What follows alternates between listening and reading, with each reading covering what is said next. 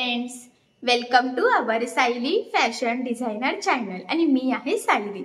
तर तुम्हा सर्वांचं आपल्या आजच्या नवीन अशा छानशा व्हिडिओमध्ये मी मनापासून खूप खूप स्वागत करते। तर कसे आहात तुम्ही? नक्कीच मस्त आणि मजेत असणार आहे आणि सगळ्यांना सगळ्यात आधी very very good afternoon. So चला मग फायनली ॲक्च्युअली आज आहे आपला फ्री ब्लाउज क्लासचा 11वा दिवस। तर बघा बोल करता खरं तर 10 दिवस झालेले आहे आणि ह्या 10 दिवसामध्ये आपण खूप इम्पॉर्टंट गोष्टी कव्हर केलेल्या आहेत। सो त्या कुठल्या कशा तर ते इन शॉर्ट मध्ये सांगते, जेणेकरून पुढचं शिकण्यासाठी तुमची लिंक लागेल।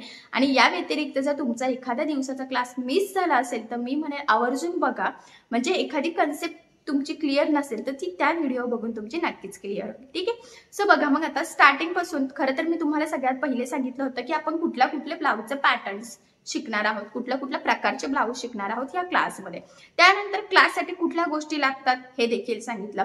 एवढंच नाही तर टेपची डिटेल इन्फॉर्मेशन सांगितली, जेणेकरून तुम्हाला पुढचं कटिंग स्टिचिंग करताना काहीच प्रॉब्लेम यायला नको।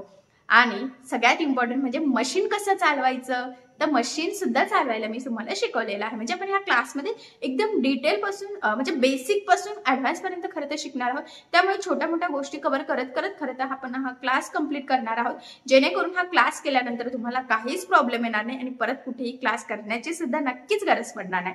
तर बघा यानंतर महत्त्वाचा पॉइंट असतो तो म्हणजे ब्लाउजवरून कशी माप घ्यायची आणि अंगावरून कशी माप घ्यायची। तर हे दोन्ही पण पॉइंट्स आपण ह्या क्लासमध्ये कव्हर केले, ते सुद्धा एकदम डिटेलमध्ये।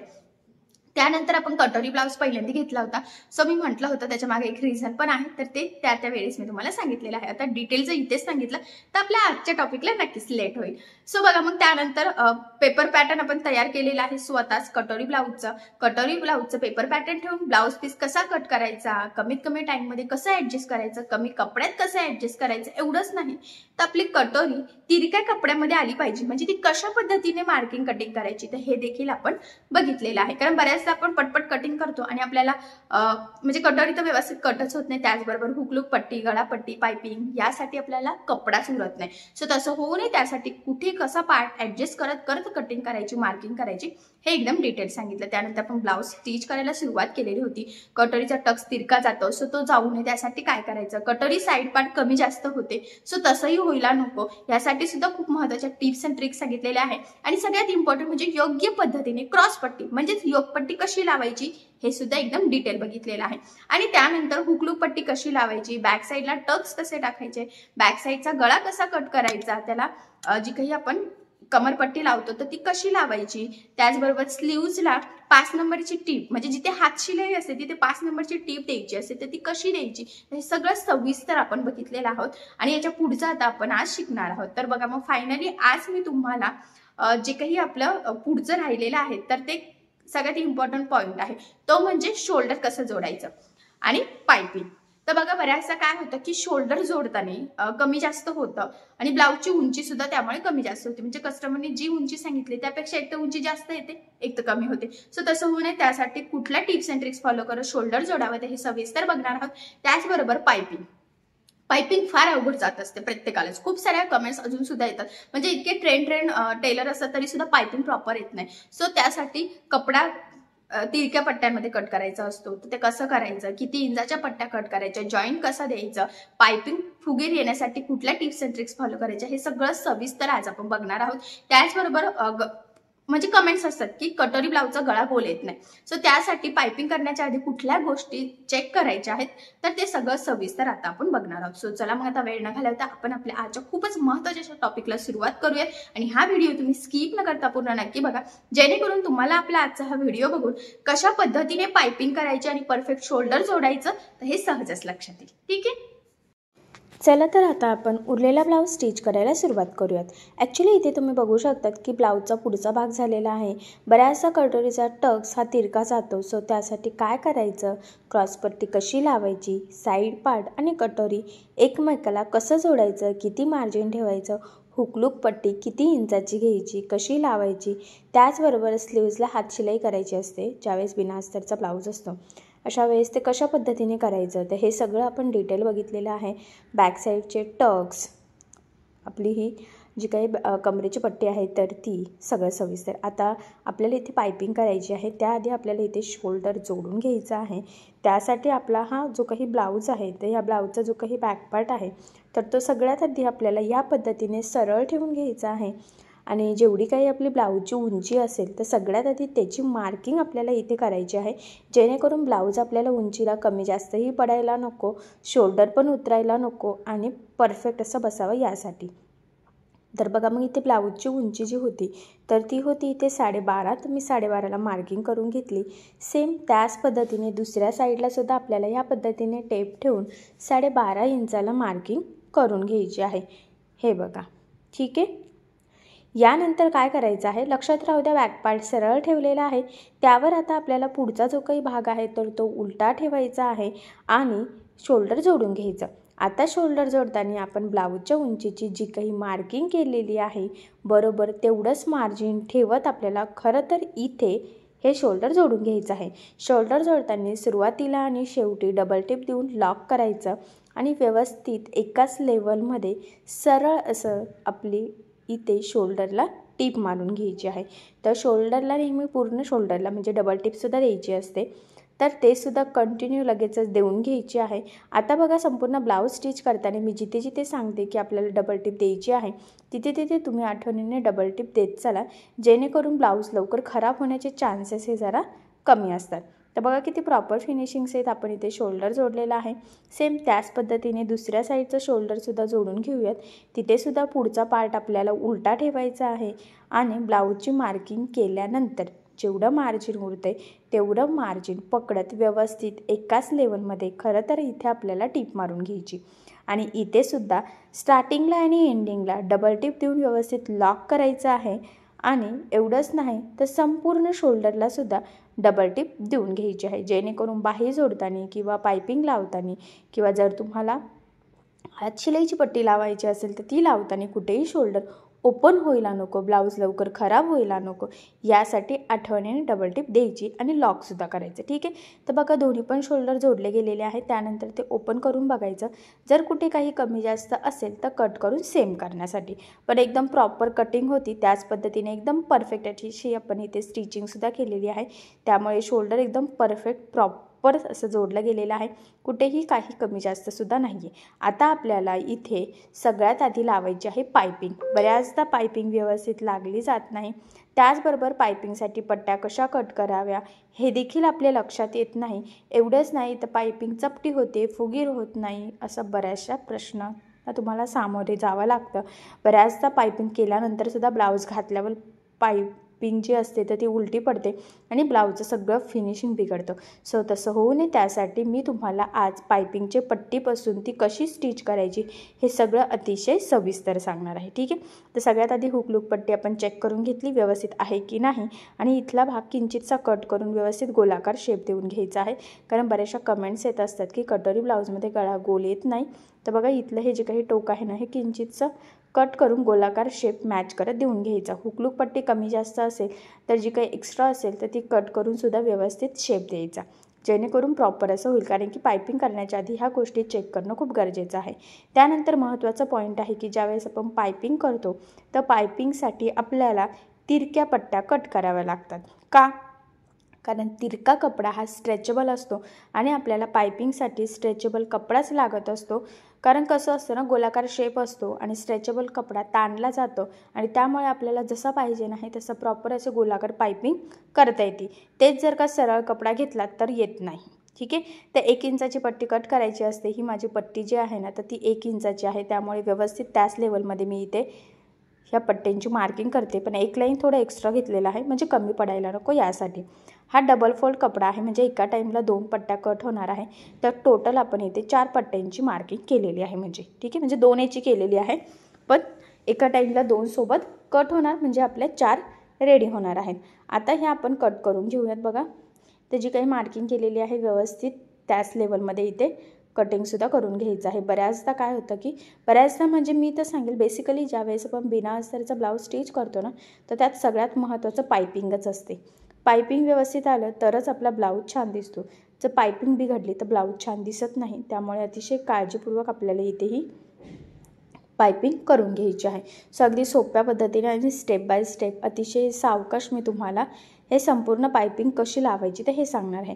आता पट्ट्या कट झाल्या, साईडचं बघा तुम्ही असं तिरक्यामध्ये पण जोडू शकतात, पण मी तर सांगेल की तुम्हाला खूप अवघड वाटू नये यासाठी हे साईडचं डायरेक्ट सरळ कट करून घ्यायचं आणि सरळ सरळ पट्ट्या जोडून घ्यायच्या.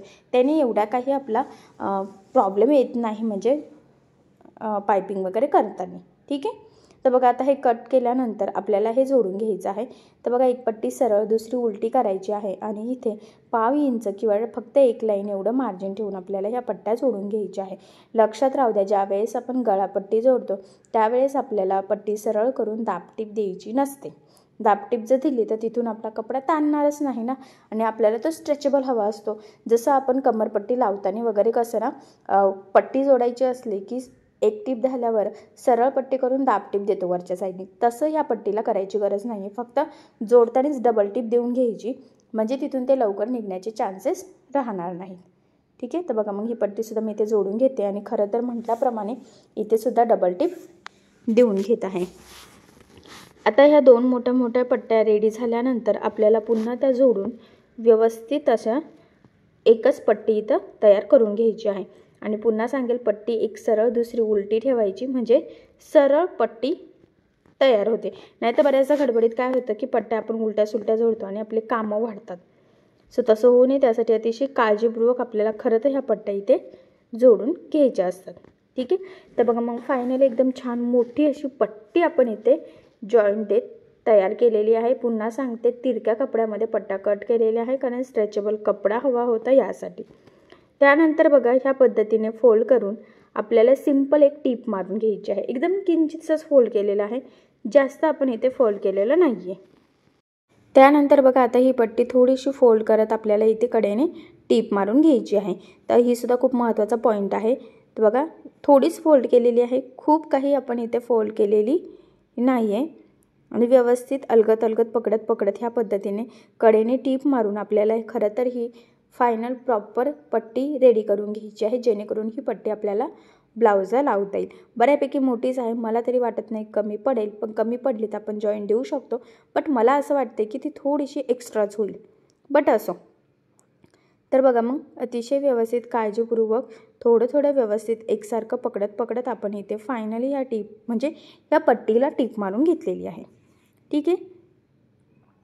आता बघा ही जी काही पट्टी आहे ना, तर कडेचं कट करून व्यवस्थित सेट करून घ्यायची आहे खरं तर ती आपल्याला. आणि आता ही पट्टी आपल्याला लावायची आहे ब्लाऊजच्या गळ्याला. तर लक्षात राहू दे, शोल्डर जोडलेला आहे. तर आता आपण पुढचा आणि मागचा गळा दोन्हीला सोबतच इथे ही पट्टी लावणार आहोत. तर एका टोकापासून सुरुवात केली की दुसऱ्या टोकापर्यंत. आता इथून आपल्याला खरं तर सगळ्यात आधी सुरुवात करायची आहे. तर किंचितचं एक्स्ट्राचं मी इथे कट करून घेते. आणि आता ही पट्टी आपल्याला बघा ह्या पद्धतीने फोल्ड करायची आहे आणि इथून लावायला सुरुवात करायची. तर इथे लावताना आपल्याला साधारणतः 1/2 इंच एवढं मार्जिन पकडायचं आहे. त्याचबरोबर सुरुवातीला डबल टिप देऊन व्यवस्थित लॉकसुद्धा करून घ्यायचं आहे, जेणेकरून तिथून पट्टी निघण्याचे चान्सेस राहणार नाही आणि लवकर ब्लाऊजसुद्धा अर्थातच आपला खराब होणार नाही. त्याचबरोबर संपूर्ण गळ्याला आता ही पट्टी लावताना 1/2 इंच म्हणजे 1/2 इंच एवढंच मार्जिन पकडायचं आहे. तर ते कमी जास्त होऊ देऊ नका. जर कमी जास्त झालं तर पायपिंगसुद्धा पुढे मागे होईल आणि सगळं ब्लाऊजचं लूक जाईल. तसंही ना आपल्या ज्यावेळेस आपण साधा ब्लाऊज स्टिच करतो किंवा अस्तरचा जरी असला पण त्याला संपूर्ण जर पायपिंग असेल तर सगळं लूक आपलं हे पायपिंगवर डिपेंड असतं. जेवढी पायपिंग भारी तेवढी आपली ब्लाऊज छान प्रॉपर फिनिशिंगसही दिसतो. त्यामुळे पायपिंग करताना अतिशय काळजीपूर्वक छोट्या मोठ्या गोष्टींची काळजी घेत सगळ्यात महत्त्वाचं म्हणजे अतिशय सावकाश करायचं आहे. त्याचबरोबर पट्टी अजिबात खेचायची नाही आहे, कारण ती स्ट्रेचेबल आहे आणि बऱ्याचदा ती ओढली की बरेचशी ताणते. तर ती आपल्याला न ताणता व्यवस्थित प्रॉपर थोडं पकडत जोडायचं आहे. आणि असंही तुमच्या लक्षात येईल की व्हिडिओसुद्धा मी खूप स्लो केलेला आहे, जेणेकरून मी काय बोलते त्याबरोबर तुम्हाला कसं करायचं आहे हे सुद्धा लगेचच लक्षात यावं आणि जेवढं शक्य आहे तेवढं जवळून मी तुम्हाला खरं तर हे दाखवत आहे. सो तुम्हीसुद्धा ह्या पद्धतीने नक्की करा, नक्कीच परफेक्ट असं तुमचंसुद्धा येईलच. थोडीशी प्रॅक्टिसची गरज आहे, तेवढंसुद्धा नक्कीच करा. आता शेवटीसुद्धा एक्स्ट्राची पट्टी कट करायची आहे, थोडीशी फोल्ड करायची आहे बघा, आणि तिथेसुद्धा डबल टिप देऊन व्यवस्थित लॉकसुद्धा आपल्याला खरं तर इथे करून घ्यायचं आहे. ठीक आहे. आता बघा एका टोकापासून सुरुवात केली आणि दुसऱ्या टोकापर्यंत असं आपण संपूर्ण गळ्याला इथे ही पट्टी लावून घेतली। यानंतर महत्त्वाची स्टेप आहे ती म्हणजे गळ्याला कट्स मारायचे। तर गळ्याला छोटे छोटे कट्स मारायचे जेणेकरून ज्यावेळेस आपण पायपिंग करून बराचसा पार्ट आपला आतमध्ये फोल्ड होईल तर तो प्रॉपर असा फोल्ड व्हावा आणि आपला हा जो काही गळ्याचा गोल आकार आहे तर तो तसाच यावा पायपिंग सहित। यासाठी ही स्टेप खूप इम्पॉर्टंट आहे। तुमचा गळा कुठलाही असो गळ्याला आपल्याला छोटे छोटे कट्स द्यावेच लागतात। पण त्याचबरोबर अजून एक महत्त्वाचा पॉईंट आहे तो म्हणजे बऱ्याचदा गडबडीत गळ्याला कट्स मारता मारता ब्लाऊजला सुद्धा कट्स जातात आणि त्यामुळे आपला सगळा ब्लाऊज बिघडतो। सो तसं होऊ नये यासाठी अतिशय सावकाश काळजीपूर्वक आपल्याला कट्स मारायचे आहे, कारण ब्लाऊजला जर कट गेला तर ब्लाऊजच खराब होतो। त्यामुळे मग त्याला कितीही रिपेअर केलं तरी तो जास्त टिकूच शकत नाही। त्यामुळे मग अतिशय सावकाश काळजीपूर्वक आपल्याला गळ्याला इथे छोटे छोटे कट्स मारून घ्यायचे आहेत। तर खरं तर तुमच्या पण लक्षात येईल की किती सावकाशपणे मी इथे कट्स मारलेले आहेत। कुठेही एक्स्ट्राची जी काही टीप म्हणजे आपण जी काही टीप मारलेली आहे ना तर त्याच्या आतमध्ये जायला नको, बाहेरच्या साईडलाच फक्त ते कट्स पडले गेले पाहिजे ह्या पद्धतीने। ठीक आहे, आता इथपर्यंत झालेला आहे एकदम व्यवस्थित प्रॉपर फिनिशिंग आहेत। आता मेन टास्क यापुढे चालू होते ते म्हणजे आता आपल्याला इथे करायची आहे पायपिंग। तर बघा ही पट्टी व्यवस्थित ह्या पद्धतीने थोडीशी प्रेस करून घ्यायची आहे पूर्णच गळ्याला, जेणेकरून ती व्यवस्थित थोडीफार तरी सेट होईल आणि आपल्याला व्यवस्थित एकसारखं इथे पायपिंग करणं सोपं जाईल। आणि आतला जो काही जॉईंटचा पार्ट आहे ना खरं तर तो बाहेरच्या साईडनेच काढायचा आहे, लक्षात राहू द्या, आतमध्येच फोल्ड करू नका तो। ठीक आहे, आता बघा आपल्याला ही जी काही पट्टी आहे तर ही अशीच ठेवायची, त्यावर आता ही पट्टी अशी फोल्ड करायची आहे बारीकशी। असंही आता आपण खूप बारीक अशी पायपिंग करत नाही आहोत, थोडीशी जाडच करत आहोत। आणि बघा आता पायपिंगचे तिथे जी काही लाईन ड्रॉ केली ना म्हणजे वरचा जो काही पट्टी आहे ती आणि खालचा पोर्शन ब्लाऊजचा, तर बरोबर त्याच्या मधोमध आपल्याला इथेही टीप मारून घ्यायची आहे। तर पायपिंग करताना अतिशय सावकाश थोडं थोडं पकडायचं आहे। जसं मी तुम्हाला आधी सांगितलं ना तसंच व्यवस्थित फुगीर येईल याची आपल्याला काळजी घ्यायची। म्हणजे थोडं थोडं पकडायचं आहे, आतमध्ये व्यवस्थित ती फोल्ड करायची, किंचितच बाहेर काढायचं आहे आणि जो काही आपला जॉईंटचा पार्ट आहे ना तर तो बरोबर ह्या पायपिंगमध्ये येतो असा फुगीर, आणि म्हणून ती आपली पायपिंग व्यवस्थित फुगीर होती। जर का तो पार्ट आपला म्हणजे पट्टीचा जॉईंटचा आणि ब्लाऊजचा जॉईंटचा जर आतमध्ये गेला तर मग होतं काय की आपलं सगळं संपूर्ण आतमध्येच जातं आणि पट्टी एकदम चपटी चपटी येते। त्यामुळे जॉईंटचा पार्ट शक्यतो आपल्या पायपिंगमध्ये येईल या हिशोबाने आपल्याला थोडं थोडं पकडत पायपिंग करायची आहे। खरं तर पायपिंगला थोडासा टाईम लागतो आणि मी तर म्हणेन की सावकाशपणेच पायपिंग करा जेणेकरून ती प्रॉपर होईल। जर तुम्ही खूप गडबड केली तर ती चुकू शकते। परत कसं आपला गळा पण गोलाकार येतोय, त्यामुळे ती पायपिंग केल्यानंतर सुद्धा आपला गळा व्यवस्थित गोल सेट होणं सुद्धा तितकंच गरजेचं आहे। खरं तर त्यासाठी ह्या पद्धतीने अतिशय सावकाशपणे थोडं थोडं पकडत आपल्याला इथे ही पायपिंग करून घ्यायची आहे। तुमच्या लक्षात येईल की किती गोलाकार शेप दिसतोय। तर बघा तुम्ही आता नवीन शिकत जर असाल आणि तुम्हाला अजून पायपिंग माहीत नसेल तर मी म्हणेन आधी थोडीशी मोठीच करा, खूप काही बारीक करण्याची लगेच गरज नाही आहे। जेव्हा तुम्ही ट्रेन व्हाल त्यावेळेस थोडीशी बारीक करू शकतात। आता मी सुद्धा तुम्हाला दाखवण्यासाठी बऱ्यापैकी ब्रॉडच घेतलेली आहे, खूप काही बारीक घेतलेली नाही आहे। फक्त एवढंच आहे की एकसारखी यावी याचा थोडासा विचार करत करत पायपिंग करायची, मग खूप प्रेशर घ्यायची गरज नाही आहे। आधी गळ्याला थोडीशी प्रॅक्टिस करायची। जर तुम्हाला असं जमत नसेल तर तुम्ही सरळ एखाद्या कपड्याला थोडीशी पायपिंग करण्याची आधी प्रॅक्टिस करू शकतात आणि मग त्यानंतर तुम्ही गळ्यावर डायरेक्ट पायपिंग करू शकतात। आणि पायपिंग काय तुम्हाला लगेच एकाच ह्याच्यात प्रॉपर फिनिशिंगसहित नक्कीच जमणार नाही आहे, त्यासाठी तुम्हाला प्रॅक्टिस करावी लागेल। तुम्ही पहिल्यांदाच करत असाल तर मग ती थोडीफार तर बिघडू शकते, पण प्रॅक्टिस केली की नक्कीच परफेक्ट अशी पायपिंग तुम्हाला करता येईल। मी पुन्हा सांगेल पायपिंगसाठी तुम्हाला ना खरंच प्रॅक्टिस करावी लागेल, कारण पायपिंगचे सुद्धा ना खूप मेसेज येतात की पायपिंग परफेक्ट येत नाही, पायपिंग परफेक्ट येत नाही, पण त्यासाठी गरजेचं असतं ते म्हणजे प्रॅक्टिस। आणि नक्की पायपिंग कशी करायची आहे तर ते सुद्धा समजून घेणं तितकंच गरजेचं आहे। पायपिंग करताना थोडाच कपडा फक्त आतमध्ये फोल्ड करत तेवढ्याच पार्टमध्ये टीप मारायची असते। तुम्हालाही हा व्हिडिओ बघताना लक्षात येत असेल की बघा मी थोडंसं फोल्ड करते, तिथपर्यंत बोट ठेवून फक्त तेवढीच टीप मारते, पुन्हा थांबते, पुन्हा ते आतमध्ये फोल्ड करते, पुन्हा तिथून टीप मारते। सुई अटकून ठेवायची, फूट शक्यतो उचलायचं म्हणजे शेप आपला व्यवस्थित सेट राहतो। जर तुम्ही फूट उचलला नाही तर मग ती पायपिंग तिरकी होऊ शकते। हा पॉईंटसुद्धा खूप इम्पॉर्टंट आहे, कारण की गळा गोल असतो आणि आपण डायरेक्ट सरळ पकडत पायपिंग करत असतो, त्यामुळे वेळेच फूट उचलून ते व्यवस्थित सेट करून टीप मारणं सुद्धा तितकंच गरजेचं आहे, नाहीतर नुसतंच टिप मारायची हे सुद्धा चुकीचंच आहे. ठीक आहे. तर बघा मग मी ज्या पद्धतीने सांगितलेलं आहे खरं तर त्या पद्धतीने तुम्ही पायपिंग करून बघा. नक्कीच तुम्हाला पायपिंग जमेल असं मला तरी वाटतंय, कारण असंही मी तुम्हाला अगदी सोप्या पद्धतीने खरं तर सांगण्याचा इथे प्रयत्न केलेला आहे. आणि शेवटीसुद्धा इथे डबल टिप देऊन लॉक करायचं आहे, जेणेकरून तिथून आपली पायपिंग किंवा पायपिंगची पट्टी निघायला नको यासाठी. ठीक आहे. तर बघा मग आता मी तुम्हाला दाखवते की फायनली आपली ब्लाऊजची संपूर्ण पायपिंग झालेली आहे, तीसुद्धा एकदम छान गोलाकार. हे बघा इथे सुद्धा गोल शेप आहे, तर व्यवस्थित ती सेट झालेली आहे. थोडीशी प्रेस करून घ्यायची म्हणजे ती अजूनच व्यवस्थित सेट होईल. हे बघा एकदम गोलाकार आलेलं आहे. कुठेही आपली जी काही पायपिंग आहे तर ती उलटी पडत नाही आहे. गळ्याचा जो काही आकार आहे तर तो सुद्धा एकदम प्रॉपर गोलाकार आलेला आहे दोन्ही पण साईडला, जो कधी कधी येत नसतो. ठीक आहे. हे बघा तर गोलाकार गळा येत नाही याच्यासुद्धा बऱ्याचशा कमेंट्स होतात, तर मी स्टार्टिंगपासून कसं स्टिच केलेलं आहे तर ते तुम्ही नक्की बघा. या पद्धतीने करून बघा, तुमचासुद्धा गोल गळा येईल. तो पंचकोनी चौकोनी असं काहीही होणार नाही. फक्त ज्या टिप्स अँड ट्रिक्स सांगितलेल्या आहेत तर त्या थोड्या फॉलो करा, म्हणजे पुढचं समजणं किंवा करणं तुम्हाला जरा सोपं जाईल. ठीक आहे. सो फायनली बघा मग ब्लाऊजला किती छान प्रॉपर गोलाकार आपली इथे पायपिंग करून झालेली आहे. असंही मी तुम्हाला जवळून दाखवते, जेणेकरून तुम्हाला लक्षात येईल की टिप कुठून मारायची आहे. आणि थोडासा ब्लाऊज पीसपेक्षा जाड धागा आहे, त्यामुळे तुम्हाला लवकर हायलाईट होत असेल की आपण इथे कुठे टिप मारलेली आहे. वरची पायपिंग आणि खालच्या पार्टच्या बरोबर मधोमध, आणि तशीच टिप गेली पाहिजे, म्हणजे जिथे आपला जॉईंट असतो तिथे. आणि आपली पायपिंगसुद्धा एकदम फुगीर आलेली आहे. असंही मी तुम्हाला खूप सोप्या पद्धतीने सांगण्याचा प्रयत्न केलेला आहे. मी ज्या पद्धतीने सांगितलं त्या पद्धतीने नक्की करून बघा. नक्कीच तुम्हाला पायपिंग करणं खूप सोपं जाईल आणि परफेक्ट प्रॉपर फिनिशिंगसहित जमेलसुद्धा. आणि नाहीच जमलं तर मला कमेंट करून नक्कीच कळवा, मी तुमच्या प्रश्नाची उत्तर देण्याचा नक्कीच प्रयत्न करेन. ठीक आहे. सो चला मग, आय होप सो आज जे शिकवलं ते तुमच्या लक्षात आलं असेल. आतूनसुद्धा बघा फिनिशिंग किती छान प्रॉपर आलेली आहे. सो तुम्ही असं नक्की ट्राय करून बघा. आता याच्या पुढचं आपण नेक्स्ट व्हिडिओमध्ये कंटिन्यू करूया. ठीक आहे. तर बघा मग फायनली आता आपण परफेक्ट असा शोल्डर सुद्धा जोडलेला आहे. एवढंच नाही तर एकदम परफेक्ट प्रॉपर फिनिशिंग सहित पायपिंग तुम्ही बघितले की तुमच्या लक्षात येईल की किती प्रॉपर अशी गोलाकार फुगीर पायपिंग खरं तर आपली इथे रेडी झालेली आहे.